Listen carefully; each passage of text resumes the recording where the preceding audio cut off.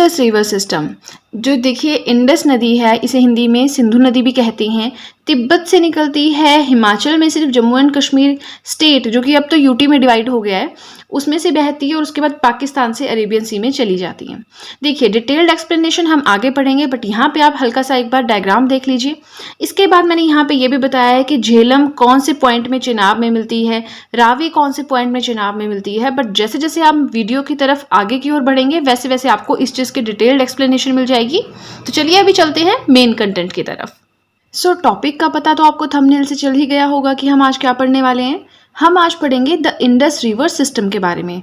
तो देखिए, अगर आपको याद होगा प्रीवियस वीडियोस में हमने ये पढ़ा था कि जो हमारा पूरा का पूरा रिवर सिस्टम है इंडिया में, वो दो पार्ट्स में डिवाइडेड है।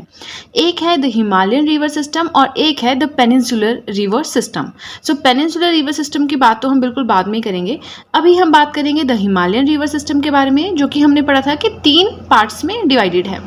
फर्स्ट था द ब्रह्मपुत्र रिवर सिस्टम, जिसपे मैंने एक डिटेल्ड वीडियो बनाई थी और उसको हमने काफ़ी अच्छे से कवर कर लिया है।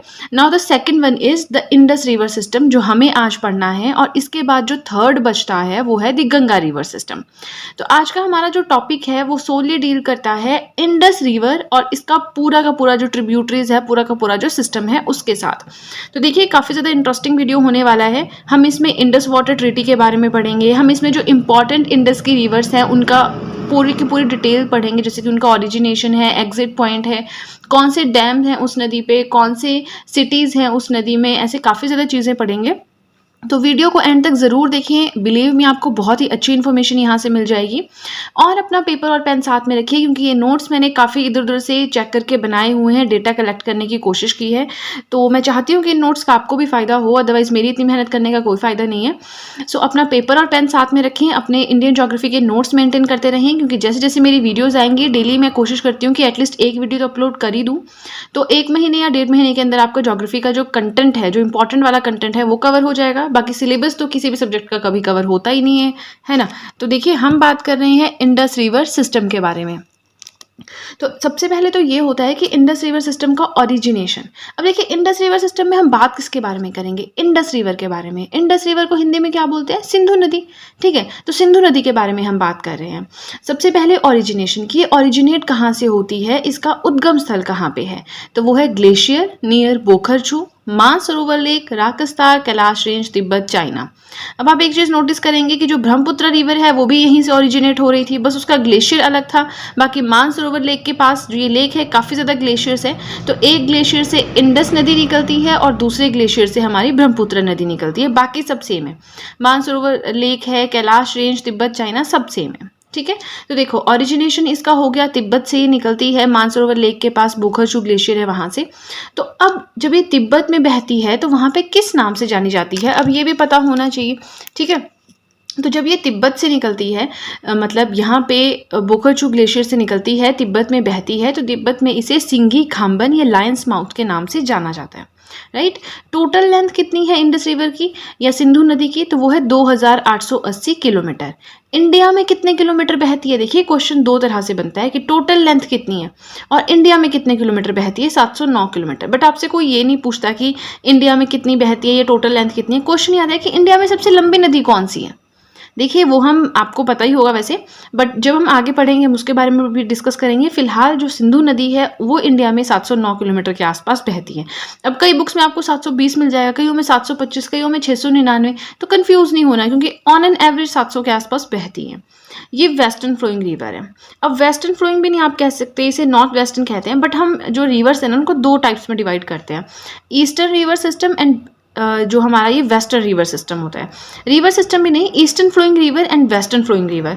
तो देखिए जो गंगा है वो ईस्ट की तरफ बहती है, जो ब्रह्मपुत्र है हमारी वो वेस्ट की तरफ बहती है इंडिया में, वैसे ईस्ट की तरफ बहती है। हम बात करें इंडस की तो ये प्योरली वेस्ट की तरफ बहती है। ठीक है, in India it flows only in Jammu and Kashmir. India में बात करें तो सिर्फ जम्मू एंड कश्मीर में बहती है। अब जम्मू कश्मीर भी यूटीज़ में डिवाइड हो गया है। ठीक है, तो वो आप एक बार देख लीजिएगा कहाँ से कैसे कैसे निकलती है। मेनली जो है लद्दाख और जास्कर रेंज के बीच में बहती है। एग्जिट पॉइंट की अगर हम इसकी बात करें तो इसका एग्जिट पॉइंट जो है वो कराची के आसपास रहता है, पाकिस्तान में है जो कि, और उसके बाद ये जाती है सीधे के सीधे अरेबियन सी यानी कि अरब की खाड़ी में। ठीक है, समझ रहे हैं आप, अरब की खाड़ी में उसके बाद डायरेक्टली जाती है। उसके बाद यहाँ पे आप देख रहे होंगे आईवीसी मैंने लिखा है, तो आईवीसी क्या है?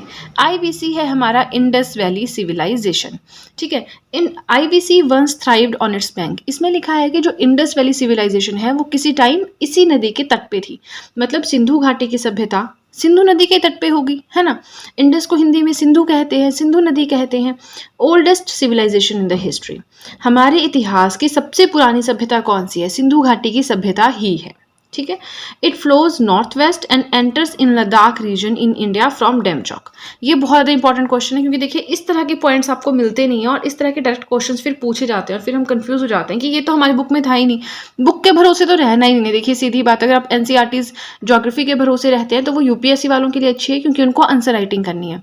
बट जिन्होंने बाकी जैसे कमीशन के और जो एग्जाम्स होते हैं, जैसे कि नायब तहसीलदार का होता है, अलाइड सर्विसेज का होता है, एडमिनिस्ट्रेटिव सर्विसेज का होता है, क्लर्क एंड काफ़ी ज़्यादा सुपरिटेंडेंट एग्जाम, स्टोर कीपर, बहुत सारे एग्जाम्स होते हैं। तो अगर उनमें अपीयर होना है आपको चाहिए फैक्चुअल नॉलेज, क्योंकि ये जो होते हैं ना ये स्टेटमेंट्स वाली थ्योरेटिकल नॉलेज, कंसेप्चुअल नॉलेज, ये हायर एग्जाम्स में चलती हैं।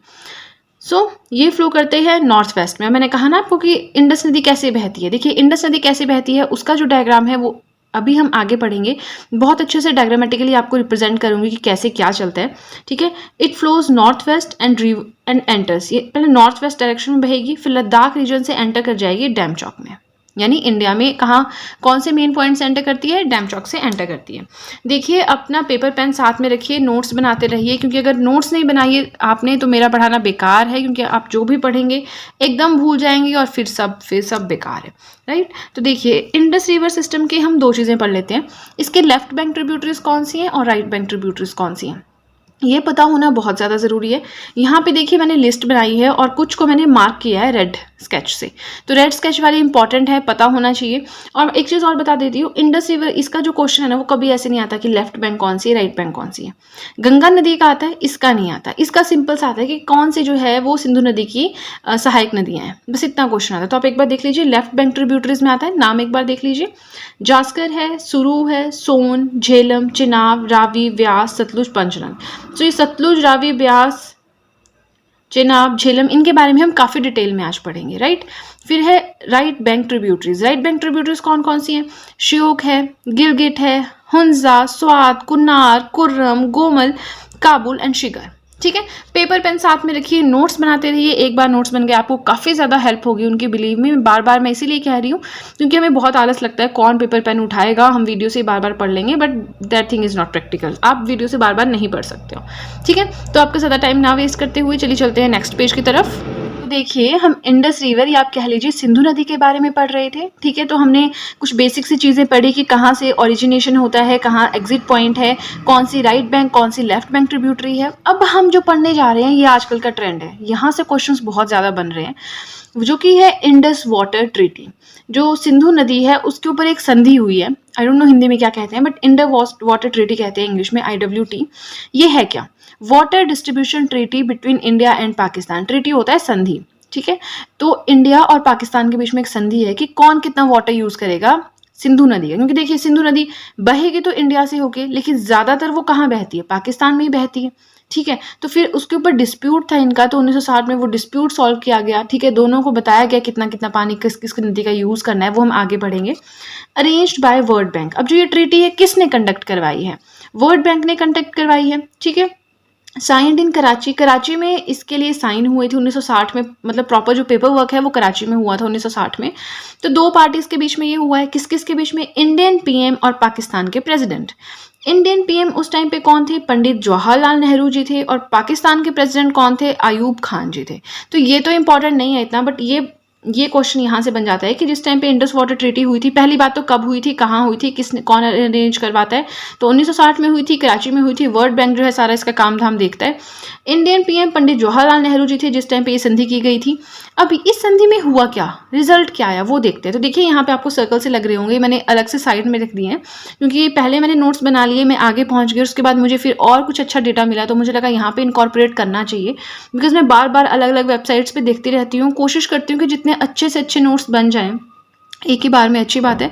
बाकी आपको पता ही है कि किसी भी एक टॉपिक के बारे में मतलब पूरी डिटेल्ड इन्फॉर्मेशन तो आप एक जगह लिख नहीं सकते हो, क्योंकि आपको पता है हज़ारों वेबसाइट्स हैं, सबके ऊपर अलग अलग कुछ ना कुछ अलग मिल जाएगा। फिर बहुत ज़्यादा इतना तो हमें पढ़ना भी नहीं है, हमें किसी सब्जेक्ट पे मास्टरी नहीं हासिल करनी है, हमें सिर्फ अपना एग्ज़ाम क्लियर करना है, क्योंकि मास्टरी तो फिर आप फिर BA MA कर लीजिए, है ना। तो देखिए, जो ये संधि हुई इंडस वाटर ट्रीटी, ये हुई इंडिया पाकिस्तान के बीच में। तो पाकिस्तान को क्या दी गई? वेस्टर्न रिवर्स दी गई, इंडस, झेलम और चिनाब, और कहा गया आप इसका पानी यूज कीजिए। इंडिया को क्या दिया गया? ईस्टर्न रिवर्स दी गई, रावी, सतलुज और ब्यास, और कहा आप इसका पानी यूज कीजिए। बट इसमें भी कुछ परसेंटेज का वो है, बट वो क्वेश्चन नहीं आता कौन सी नदी का पानी कौन सी कंट्री यूज कर सकती है, क्वेश्चन यहीं से आता है।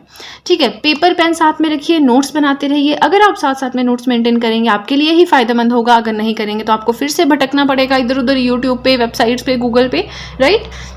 नेक्स्ट चलते हैं, to use the water available in the Indus river and its tributaries. अब ये संधि हुई क्यों थी कि जो पानी अवेलेबल है सिंधु नदी में और सिंधु नदी की सहायक नदियों में, उसको कैसे यूज करना है, कौन सा देश कैसे पानी यूज करेगा, कैसे वाटर मैनेजमेंट होगा, तो ये बताइए, क्योंकि दोनों पानी के लिए पागल हो गई दोनों कंट्रीज, है ना। तो एक सॉल्यूशन निकाला गया इंडस वाटर ट्रीटी के थ्रू। नाउ बहुत इंपॉर्टेंट क्वेश्चन है, मतलब एग्जामिनेशन पॉइंट ऑफ व्यू से अच्छा नहीं है, क्योंकि ये क्वेश्चन नहीं आएगा कभी भी एग्जामिनेशन पॉइंट ऑफ व्यू से, बट अगर आप कहीं आंसर राइटिंग कर रहे हैं, आप इतना मतलब इतनी प्यारी चीज़ है, इसको आप इनकॉर्पोरेट कर सकते हैं, आपका ऐसा लगेगा कि आपने अलग से स्टडी की है, लोगों से अलग स्टडी की है आपने। तो यहाँ पे आएगा Indian commissioner for Indus waters. जो इंडस वाटर का मैनेजमेंट है, इसके लिए इंडियन कमिश्नर कौन है? श्री AK पाल हैं। इनकी रिसेंटली में मीटिंग भी हुई है पाकिस्तान के कमिश्नर जो है इंडस वाटर के, उनके साथ, बट उनका नाम इतना ज़रूरी है नहीं, तो मैंने यहाँ पे नहीं लिखा है। अब देखिए, ये भी हो गया। अब हमें आगे क्या पढ़ना है? आगे हमें पढ़ना है मेन इंपॉर्टेंट ट्रिब्यूटरीज कौन कौन सी हैं। ठीक है, तो देखिए मेन इंपॉर्टेंट ट्रिब्यूटरीज हम यहाँ पढ़ेंगे 5 नदियों के बारे में, जो कि मैंने आपको प्रीवियस पेज पे ही बता दिया था कि हम कौन कौन सी वीडियोस के बारे में पढ़ेंगे। ठीक है, तो देखिए यहाँ पे सबसे पहले तो हमें पढ़ना है सतलुज के बारे में। ठीक है, सतलुज का ओरिजिनेशन कहाँ हुआ, राइट। सबसे पहले तो हम कोई भी नदी पढ़ेंगे, ओरिजिनेशन पढ़ेंगे, कौन कौन से डैम्स वहाँ पे हैं, कौन कौन सी सिटीज़, ये सब बेसिक सी चीज़ें पढ़ेंगे। तो सतलुज का ओरिजिनेशन या कहाँ से, इसका उद्गम स्थल कहाँ पे है? राकश ताल, मानसरोवर लेक, कैलाश रेंज, तिब्बत में है, राइट। देखिए, ये तो आपको याद करना ही पड़ेगा।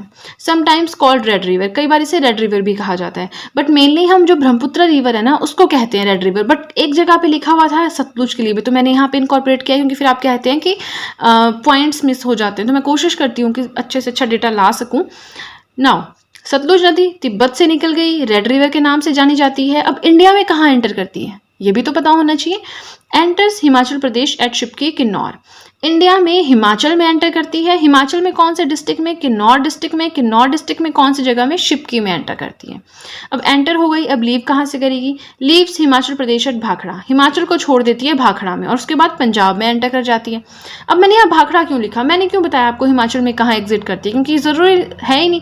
इंडिया में कहाँ एंटर करती है, इंडिया में कहाँ से एग्जिट करती है, ये इंपॉर्टेंट है। बट मैंने ये लिखा है क्योंकि मेरा मकसद कुछ और था आपको यहाँ पे बताना। ज्योग्राफी पढ़ रहे हैं तो जहाँ से जो पॉइंट मिलता है साथ साथ में लिख लीजिए, है ना। हमें वेट नहीं करना है कि अब हम डैम्स के बारे में अलग से पढ़ेंगे।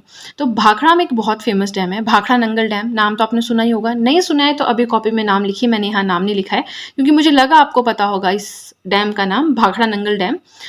वर्ल्ड का हाईएस्ट ग्रेविटी डैम है, वर्ल्ड्स हाईएस्ट ग्रेविटी डैम, पहली चीज। दूसरी चीज, इंडिया का सेकंड हाईएस्ट डैम है। सेकंड हाईएस्ट डैम है तो फिर हाईएस्ट डैम कौन सा है? हाईएस्ट डैम है टिहरी डैम, जो कि उत्तराखंड में है, जिसकी हाइट है 261 मीटर्स। लेकिन जो इंडिया का सेकंड हाईएस्ट डैम है, जिसका नाम है भाखड़ा नंगल डैम, इसकी हाइट है 226 मीटर। ठीक है, नाउ नेक्स्ट चलते हैं। It's water is mainly use for power generation and irrigation. अब जो सतलुज नदी का पानी है, इसका यूज क्या है? सतलुज नदी का पानी कहाँ यूज होता है? ठीक है, तो जो सतलुज नदी का पानी है, पावर जनरेशन मतलब बिजली बनाने में यूज होता है, इरिगेशन मतलब सिंचाई में यूज होता है। ठीक है, फिर आता है अदर डैम्स, मतलब सतलुज नदी पे कौन कौन से डैम बने हैं। देखिए, हिमाचल में बात करें तो सतलुज नदी में बहुत सारे डैम्स हैं, बट हम इंडियन लेवल पे बात कर रहे हैं। ठीक है, तो इंडियन लेवल पे कौन कौन से डैम्स यहाँ पे आते हैं? कोल डैम है, ठीक है, ये हिमाचल प्रदेश में सिचुएटेड है। नाथपा झाकड़ी प्रोजेक्ट है, ये भी हिमाचल प्रदेश में सिचुएटेड है। ठीक है, तो ये हो गया हमारा सतलुज नदी के बारे में। अब चलिए चलते हैं नेक्स्ट पेज की तरफ। देखिए, नोट्स मेंटेन करते रहिए। जैसे आप नोट्स मेंटेन करते रहेंगे, आपको काफ़ी ज़्यादा हेल्प होगी नेक्स्ट एग्ज़ाम्स में भी पढ़ने में। और मैंने बहुत मुश्किल से, बहुत टाइम लगाकर इधर-उधर से नोट्स बनाए हैं, तो मुझे भी बहुत खुशी होगी अगर आप नोट्स बनाएँगे। मुझे कमेंट सेक्शन में ज़रूर बताएँ कि आप नोट्स बना भी रहे हैं या सिर्फ वीडियोज़ देख रहे हैं, या फिर आपने नोट्स पेंडिंग छोड़े हैं फ्यूचर के लिए। मुझे ज़रूर बताएँ आपने नोट्स बनाए या नहीं। फाइन, हम बात कर रहे थे सतलुज नदी के बारे में। तो सतलुज नदी फ्लो करती है हिमाचल में 320 किलोमीटर, राइट। सिटीज़ कौन कौन सी हैं, शहर कौन कौन से बसे हुए हैं सतलुज नदी के तट पे? तो वो है लुधियाना, फिरोजपुर, ये है पंजाब में, बिलासपुर जो कि है हिमाचल प्रदेश में। देखिए, एक बिलासपुर आपका छत्तीसगढ़ में भी पड़ता है, तो उसको मत समझ लेना, ठीक है, क्योंकि सतलुज कहाँ बहती है, छत्तीसगढ़ कहाँ है, बिल्कुल अपोजिट जगह है। नाउ ट्रिब्यूटरीज, अब यहाँ पे देखिए ट्रिब्यूटरीज, सहायक नदियों की बात करें तो बहुत सारी सहायक नदियाँ हैं। हमें सबकी बात नहीं करनी है, हमें इंपॉर्टेंट करनी है, क्योंकि हम इंडियन लेवल पे पढ़ रहे हैं। तो स्पीति है, बास्पा है, नोगली खड्ड है, ये बहुत ही ज़्यादा इंपॉर्टेंट ट्रिब्यूटरीज हैं सतलुज नदी की। Merges with Beas at Harikepattan, Firozpur, Punjab. अब सतलुज नदी मिलती कहाँ पे, ओरिजिनेट कहाँ से हुई है तो पता चल गया, एग्जिट कहाँ होता है, खत्म कहाँ होती है, तो ये ब्यास से मिल जाती है हरिकापत्तन, फिरोजपुर, पंजाब में, ठीक है। तो हमने ये तो पढ़ लिया अपना सतलुज नदी के बारे में। अब जो नेक्स्ट रिवर जिसके बारे में हम डिटेल्ड एक्सप्लेनेशन पढ़ेंगे वो है हमारी झेलम नदी। तो सबसे पहले झेलम नदी का ओरिजिनेशन, उद्गम स्थल कहाँ पे है, तो वो है शेषनाग लेक, वेरीनाग, कश्मीर। ध्यान में रखना है, ये वाला पॉइंट इंपॉर्टेंट है।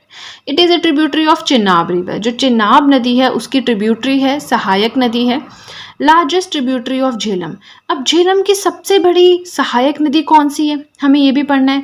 तो वह है किशन गंगा रिवर, इसे नीलम रिवर के नाम से भी जाना जाता है। ये झेलम की सबसे बड़ी ट्रिब्यूटरी है। देखिए, झेलम जो है चेनाब की ट्रिब्यूटरी है, चेनाब जो है इंडस की ट्रिब्यूटरी। चलिए वापस चलते हैं। सिंधु नदी या इंडस रिवर की सहायक नदी कौन सी है, चेनाब। चेनाब की सहायक नदी कौन सी है, झेलम। झेलम की सबसे बड़ी सहायक नदी मीन्स ट्रिब्यूटरी, लार्जेस्ट ट्रिब्यूटरी कौन सी है, किशन गंगा रिवर या Neelam river, right. Now the water of Jhelum are allocated to Pakistan under Indus water treaty. जो ये इंडस वाटर ट्रीटी हुई थी 1960 में कराची में हुई थी। वर्ल्ड बैंक जिसे मैनेजमेंट सारा देख रहा है, अरेंज करवा रहा है, जिसने इस ट्रीटी को अरेंज करवाया था, उनके हिसाब से जो झेलम नदी का पानी है वो पाकिस्तान को दिया गया है यूज़ करने के लिए। कहाँ कहाँ यूज़ करना है, एग्रीकल्चर में यूज़ करना है या किस किस पावर जनरेशन में यूज़ करना है, किस चीज़ में यूज़ करना है, उसके भी बहुत बड़े बड़े प्रोविजंस है। बट वो कहाँ हम यहाँ पढ़ेंगे, वो तो बहुत ही, इतनी जितनी लंबी है वीडियो उतने लंबे तो उसकी प्रोविजंस है ना। तो मेन सा पॉइंट मैंने लिख दिया, कौन सी नदी का कौन सी कंट्री यूज़ करेगी। अगर आप और देखना चाहते हैं आप गूगल सर्च कर सकते हैं, बट जितना मैं आपको बता रही हूँ this is more than enough. इतने नोट्स भी आपने बना लिए, आपके काफ़ी ज़्यादा हेल्प हो जाएगी, right. Fine, it merges with Chenab in Trimmu. अब देखिए, झेलम क्या है, चेनाब नदी की सहायक नदी है, चेनाब की ट्रिब्यूटरी है, तो ये चेनाब में ही बाद में मिल जाती है त्रिमू में, ठीक है।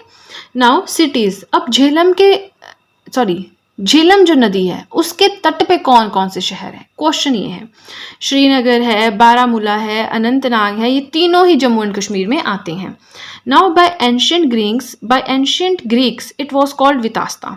इसे वितास्ता कहते थे कौन, जो एंशियंट ग्रीक्स थे, जो ग्रीक लोग थे, वो इसे वितास्ता नाम से जानते थे। अब हम पढ़ेंगे कि इस नदी के ऊपर डैम्स कौन कौन से बने हैं। तो एक है उरी डैम, मांगला dam, Kishan Ganga hydro electric project, ये सारे जो है कौन सी नदी पे बने हैं, झेलम नदी पे। देखिए, हम झेलम नदी की बात कर रहे हैं, तो झेलम नदी से इंपॉर्टेंट जो भी चीज़ें हैं वो सब मैं डिस्कस कर रही हूँ। पेपर पेन साथ में रखें, नोट्स बनाते रहें। मैं बार बार वीडियो में कहती हूँ कि कभी आपका वो होता है ना कि कॉन्शियस माइंड जाग जाए और आप फटाफट पेंसिल उठाएं, अपना कॉपी पेन उठाएं और नोट्स बनाने लग जाएं। तो इसलिए मैं बार बार आपको थोड़ा मोटिवेट करने की कोशिश करती हूँ। चलिए, ज़्यादा मोटिवेट ना करते हुए आगे पढ़ते हैं। Now the Greeks regarded this river as god. जो ग्रीक लोग थे वो इस नदी को देवता मानते थे, या देवी जो भी मानते होंगे, भगवान मानते थे, ठीक है। झेलम टाउन जो कि पाकिस्तान में है, नेम्ड आफ्टर दिस रिवर, इस नदी के नाम पे ही एक शहर या एक टाउन का नाम पड़ा है झेलम, ठीक है, जो कि कहाँ पे है, पाकिस्तान में है, राइट। तो हमने सतलुज नदी के बारे में पढ़ लिया, हमने झेलम नदी के बारे में पढ़ लिया। अब हम चलिए चलते हैं नेक्स्ट पेज की तरफ। देखिए, अगर आप शुरू से वीडियो देख रहे हैं बिल्कुल स्टार्टिंग से, तो आपने देखा होगा स्टार्टिंग में मैंने आपको ये वाला पेज बताया था। ये इसलिए बताया था क्योंकि मैं आपको ये बताना चाहती थी कि हम डायग्रामेटिकली भी समझेंगे सब कुछ। तो देखिए, अभी तक हमने काफ़ी कुछ पढ़ लिया है ना, आपको आइडिया भी हो गया है। तो अब हम ज़रा मैप से देख लेते हैं कि हमने क्या क्या पढ़ा है। हमने सबसे पहले क्या पढ़ा कि कि जो इंडस रिवर है, हम इंडस रिवर की बात कर रहे हैं, सिंधु नदी की बात कर रहे हैं, तो ये कहाँ से ओरिजिनेट होती है, ठीक है। वो हमने पढ़ा कि यहाँ पे ग्लेशियर है, मानसरोवर लेक, राकस ताल, ये वो सब कुछ पढ़ा, तिब्बत से ओरिजिनेट होती है इन शॉर्ट। फिर ये जी कहाँ पे इंडिया में एंटर कर जाती है, फिर इंडिया से निकलती है और फिर पाकिस्तान में एंटर कर जाती है और फिर यहाँ पे जाके अरेबियन सी में गिर जाती है। तो देखिए इंडस नदी आप एक आइडिया लगा रहे हैं, मैंने कहा आपको वेस्टर्न फ्लोइंग रिवर, देखिए यहाँ से वेस्ट फ्लो कर रही है, फिर मैंने कहा नॉर्थ वेस्टर्न है, तो ये इस तरह से यहाँ पे फ्लो कर रही है। ठीक है, पहले नॉर्थ वेस्टर्न फिर इस तरह से। ठीक है, तो अब ये सारी ट्रिब्यूटरीज हैं। झेलम हमने पढ़ी कहाँ से निकलती है, चिनाब, रावी, सतलुज हमने पढ़ी, ब्यास अभी हम पढ़ेंगे। तो आप हल्का सा पैटर्न आपको समझ आना चाहिए कि कहाँ से निकलती है कहाँ को जाती है, क्योंकि जब क्वेश्चन आता है ना तो क्वेश्चन कैसे भी आ सकता है, कोई क्या पता बहुत ईजी क्वेश्चन हो, घुमा फिरा के दिया होगा, सिर्फ अगर आपको रूट भी पता है तो भी क्वेश्चन आपके सॉल्व हो जाते हैं। ठीक है, दूसरी चीज़ है यहाँ पे, अब देखिए ये वो तरीका है जिससे मैंने खुद याद किया है, ये तो फिर एक्चुअल चीज़ है, ये तो ध्यान में रखना ही पड़ेगा। तो देखिए हम पढ़ रहे थे सिंधु नदी की ट्रिब्यूटरीज। सबसे पहले हमने पढ़ा झेलम। झेलम जो है वो चिनाब की ट्रिब्यूटरी है, चिनाब सिंधु की ट्रिब्यूटरी है, सिंधु नदी की। तो झेलम जो है चिनाब नदी में मिलती है त्रिमू में। ठीक है, रावी जो है वो चिनाब नदी में मिलती है, यहाँ दिहांग नहीं होगा, यहाँ होगा जिहांग।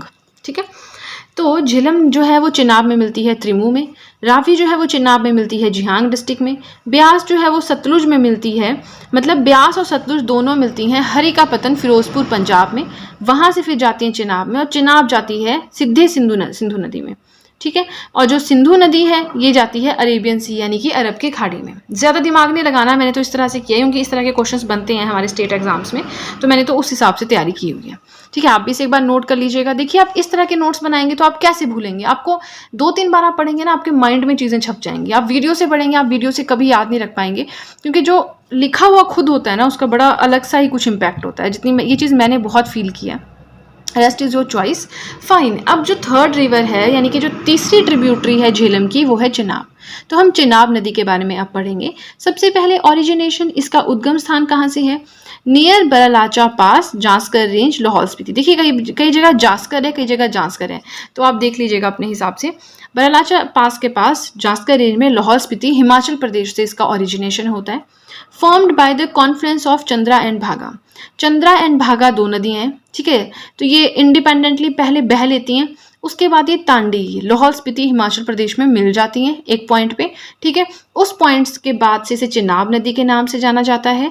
पहले इसे चंद्रा और भागा दो अलग अलग नदियों के नाम से जाना जाता है, फिर दोनों टांडी में मिलती हैं, फिर इसे चिनाब नदी के नाम से जाना जाता है।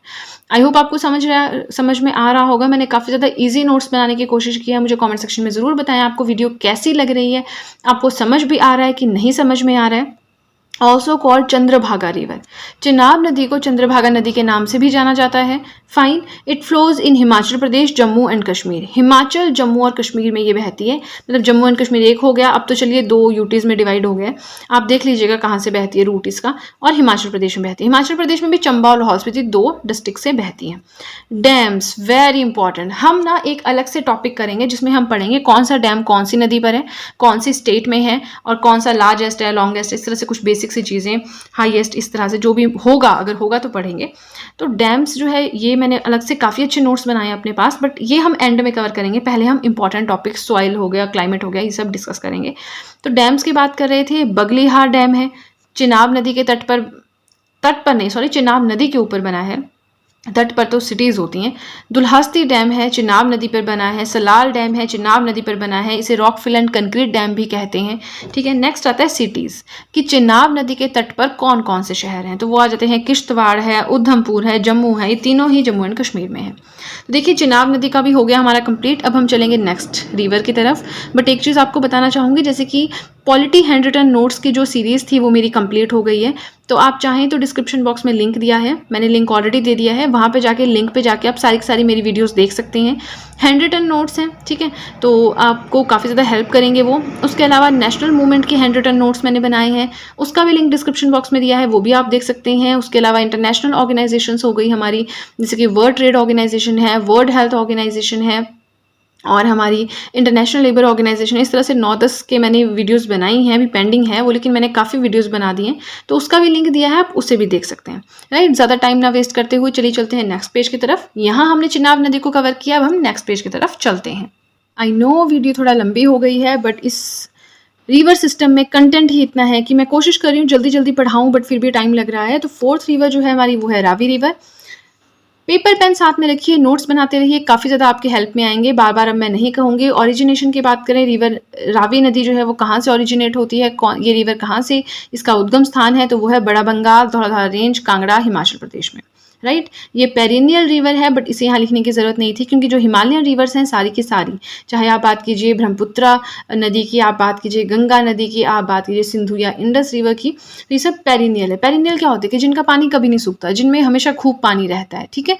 Now the water of Ravi river is allocated to India under Indus water treaty. जो ये सिंधु नदी की जो ट्रीटी हुई है, जो इंडस वाटर ट्रीटी हुई है, इसके अंतर्गत क्या हुआ है कि जो रावी नदी का पानी है ये सारा का सारा एलोकेट किया गया है इंडिया को। नॉट सारा का सारा, कुछ परसेंटेज होगा, कितना परसेंट आप इरिगेशन में यूज़ कर सकते हैं, इतना परसेंट आप पावर जनरेशन में यूज़ कर सकते हैं, जो भी होगा, बट इतना बड़ा प्रोविज़न है वो मैंने यहाँ पे इनकॉर्पोरेट नहीं किया है, ठीक है। सो ये आपको समझ आ गया कि किसको दिया है, इंडिया को दिया है रावी का water. Flows in Himachal Pradesh, Jammu Kashmir and Pakistan. Himachal में बहती है, JNK में बहती है और पाकिस्तान में बहती है। मीट्स चिनाब इन जिहांग डिस्ट्रिक्ट। ये हमने प्रीवियस पेज में जो वो मैप सा पढ़ा था ना, डायग्राम से मैंने बनाया था, वहाँ पढ़ा कि जिहांग डिस्ट्रिक्ट के थ्रू चिनाब जो है वो रावी जो है वो चिनाब में एंटर कर जाती है। सिटीज़ मतलब इस नदी के तट पे कौन कौन से शहर हैं, तो वो है चंबा है, लाहौर है। ट्रिब्यूटरीज की बात करें, सहायक नदियां कौन कौन सी हैं, साहो है, स्यूल है, बुधिल है, चिरचिर नाला है। देखिए वैसे सहायक नदियां तो बहुत सारी हैं, बट हम नेशनल लेवल पे पढ़ रहे हैं, जो इंपॉर्टेंट है तो वो यही हैं, ठीक है। साथ साथ में नोट्स मेंटेन करते रहिए, बिलीव मी आपकी बहुत ज़्यादा हेल्प होगी। एक बार नोट्स बन गए, हटके कभी नोट्स बनाने की टेंशन ही नहीं रहेगी आपके माइंड में, राइट। तो अभी मैं ज़्यादा टाइम नहीं वेस्ट करती हूँ। रावी नदी की बात कर रहे थे, अब हम डैम्स की बात करेंगे कि कौन कौन से डैम्स जो हैं वो रावी नदी पे बने हुए हैं। तो यहाँ मैंने 2 डैम्स के बारे में लिखा है। पहला है रंजीत सागर डैम, जिसे थीन डैम के नाम से भी जाना जाता है। अभी अभी मैंने आपको बताया इसकी हाइट कितनी है, 261 मीटर है। अभी अभी बताया कौन से स्टेट में है, उत्तराखंड में है। अभी अभी ये भी बताया कि इंडिया का हाईएस्ट डैम है थीन डैम, और सेकेंड हाईएस्ट कौन सा है, भाखड़ा नंगल डैम, ठीक है। तो अब चलिए हमारा ये भी हो गया थीन डैम का। अब चलिए चलते हैं, नेक्स्ट है हमारा चमेरा डैम। चमेरा डैम भी वैसे मैंने चमेरा डैम 1 या फिर Chamera hydro electric plant 1, hydro electric 2, hydro electric 3, तो ये भी किस पे बना है, रावी नदी पे बना है, राइट। तो ये हो गया हमारे रावी नदी का सारा कंप्लीट। अब हम नेक्स्ट एंड लास्ट जो हमारा है वो है ब्यास नदी के बारे में, ठीक है। तो ब्यास नदी के बारे में ज़्यादा कुछ है नहीं। ओरिजिनेशन की बात करें, यानी कि उद्गम स्थल की बात करें, तो ब्यास कुंड से निकलती है, रोहतांग पास से निकलती है, कुल्लू हिमाचल प्रदेश में। टोटल लेंथ की बात करें तो 460 किलोमीटर इसकी टोटल लेंथ है, बट हिमाचल में कितना बहती है ये भी पता होना चाहिए। हिमाचल में 256 किलोमीटर बहती है, मर्ज करती है सतलुज के साथ नियर हरिकापतन, फिरोजपुर, पंजाब। आगे आप पंजाब लिख सकते हैं, ठीक है। ये भी मैंने आपको डायग्राम के थ्रू पढ़ा दिया है। फिर ट्रिब्यूटरीज की बात करें, सहायक नदियों की बात करें, तो वो है लूनी, ऊहल, बाणगंगा, ये सारी सहायक नदियां हैं ब्यास की। सिटीज़ की बात करें कि ब्यास नदी के तट पे कौन कौन से शहर हैं, तो मनाली है, कुल्लू है आपका, है ना, मंडी है, ये सारे ब्यास नदी के तट पर ही हैं। डैम्स की बात करें तो डैम्स भी काफ़ी ज़्यादा इंपॉर्टेंट हैं, जैसे कि मैंने आपको बताया डैम्स पे मैं अलग से वीडियो बनाऊंगी। ज़्यादा लंबी वीडियो नहीं होगी, 2 ही पेजेस पे आ जाएंगे डैम्स इस बुक में, इस नोटबुक में। तो फिर ऐसे हैं 30-35 डैम्स हैं, तो कौन से स्टेट में है, कौन सी रिवर पे हैं, और उनके हर एक डैम के बारे में, मतलब 32 में से 10 डैम तो ऐसे जिनके बारे में कुछ स्पेशल बात है। कोई USA के मॉडल से बनाया गया है, कोई रशिया के मॉडल से लिया गया है, कोई लॉन्गेस्ट है, अभी तो मुझे एग्जैक्टली ध्यान नहीं है, बट जैसे हीराकुंड डैम है, वैसे काफ़ी चीज़ें हैं। ओल्डेस्ट डैम भी है इंडिया का, कौन सा है, तो ये सब भी हम पढ़ेंगे, बट जैसे जैसे हम आगे की तरफ चलेंगे, राइट। तो आप मेरे चैनल के साथ ज़रूर बने रहें, चैनल को सब्सक्राइब कर दें अगर आप इस तरह की वीडियोस देखना चाहते हैं। बेल आइकन को ज़रूर प्रेस करें, सो दैट मैं जैसे कोई वीडियो अपलोड करूँगी सबसे पहले नोटिफिकेशन आपको ही पहुँचे, राइट। तो अभी वीडियो गाइस ख़त्म नहीं हुई है, वीडियो अभी चल रही है, हम डैम्स के बारे में पढ़ रहे थे। तो पंडोह डैम जो कि हिमाचल प्रदेश में है, ब्यास नदी के ऊपर बना है। पौंग डैम हिमाचल में है, ब्यास नदी पे बना है। Larji hydro electric project Beas नदी पे बना है, ठीक है। तो ब्यास रिवर, रावी रिवर, काफ़ी सब कुछ हमने पढ़ लिया है। एंड मुझे कमेंट सेक्शन में ज़रूर बताएं कि आपको वीडियो कैसी लगी। प्लस मैं कोशिश करूँगी कि मैं ज़्यादा से ज़्यादा वीडियोस दिन में अपलोड कर सकूँ, एटलीस्ट 2 वीडियोस अपलोड कर सकूँ। मैंने बहुत सारे कमेंट्स देखे कि 2 वीडियोस अपलोड कीजिए, बट अभी मेरे खुद के एग्जाम्स लग रहे हैं, तो मुझे तो ऐसा लग रहा है कि मैं एक वीडियो भी अपलोड नहीं कर पाऊँगी। बट मैं कोशिश करूँगी कम से कम 1 वीडियो, ज़्यादा से ज़्यादा संडे या किसी छुट्टी वाले दिन 2 वीडियोज़ अपलोड हो जाएँ, बिकॉज पहले नोट्स बनाने पड़ते हैं, फिर नोट्स को अपडेट करना पड़ता है 3-4 वेबसाइट्स में, और देखना पड़ता है कोई चीज़ छूट तो नहीं गई, तो इसलिए थोड़ा टाइम लग जाता है। बट आज की वीडियो के लिए फ्रेंड्स इतना ही। मुझे कमेंट सेक्शन में ज़रूर बताएं आपने नोट्स बनाया नहीं और आपको वीडियो कैसी लगी। सो आज की वीडियो के लिए इतना ही, मिलते हैं नेक्स्ट वीडियो में। So that's it and see you soon.